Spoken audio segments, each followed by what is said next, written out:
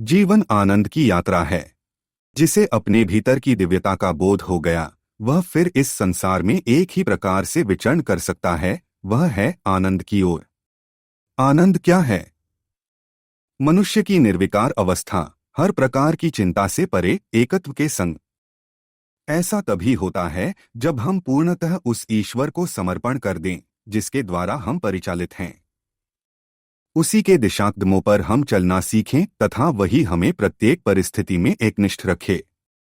जब हम उसके अनुरूप जीवन यापन करते हैं तो स्वतः ही हमारे कष्टपाप दूर हो जाते हैं तथा हमारा जीवन अपने आदर्श स्वरूप की प्राप्ति करता है। हमारे भीतर की दैवी प्रेरणा मुखरित होकर हमें सदा ऊर्ध्वमुखी विकासक्रम अपनाने हेतु बाध्य करती है। यही चमत्कार है। जब तक मनुष्य अपनी समस्याओं में जकड़ा रहेगा, उसे अपनी आत्मा के कल्याण का पथ दृष्टिगोचर नहीं हो सकेगा। उसका जीवन उस प्रकाश के स्रोत से वंचित रह जाएगा जिसके लिए उसने जन्म लिया है। हमें चाहिए कि हर प्रकार के विषय बंधनों से परे स्वयं को देखना सीखें। यही आनंद की यात्रा है। जिसके पास आनंद है, उसे इस संसार में भटकना नहीं पड़ता। हमारी आत्मा चाहती है कि वह सदा मुक्त रहे, परंतु हम ही उसे व्यर्थ के जंजाल में फंसाए रहते हैं। यदि हम जाग सकें तो देखेंगे कि हर क्षण उस आनंद से ओतप्रोत है जिसके लिए हमारा जीवन लालायित रहता है। हम उसे पहचान पाए यह तभी संभव है जब हमारी आत्मा प्रकाशित होकर जीवन के अनुसंधान की दिशा में बढ़े। इसके लिए सर्वप्रथम हमें अपने भीतर से सभी आसक्ति दोष मिटाने होते हैं तथा यह संकल्प ग्रहण करना होता है कि हम पूर्णतः आत्मावलंबी बनेंगे। जो कुछ भी इस आत्मा के विरुद्ध कार्य करे उसे त्यागने में हमें कठिनाई न हो तथा हम स्वयं में निश्चित अनुभव करें।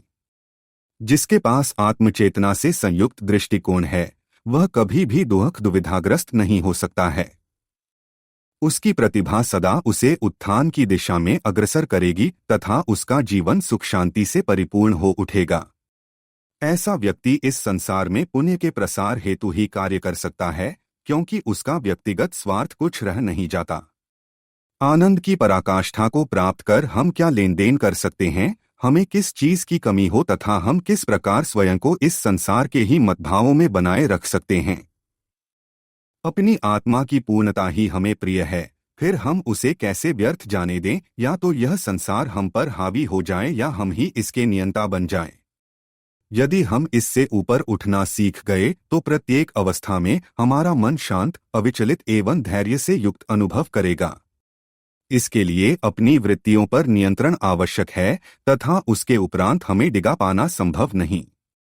हम अपनी आत्मा को पूर्णतः जागृत करें, उसे उसके महान वैभव की प्राप्ति हेतु आगे बढ़ने दें। इसी में जीवन का उद्धार है तथा आनंद भी हमारी सभी कामनाओं के मध्य में वह विचार बीज है जिसके द्वारा जीवन सच में अपनी महानता को प्राप्त करता है।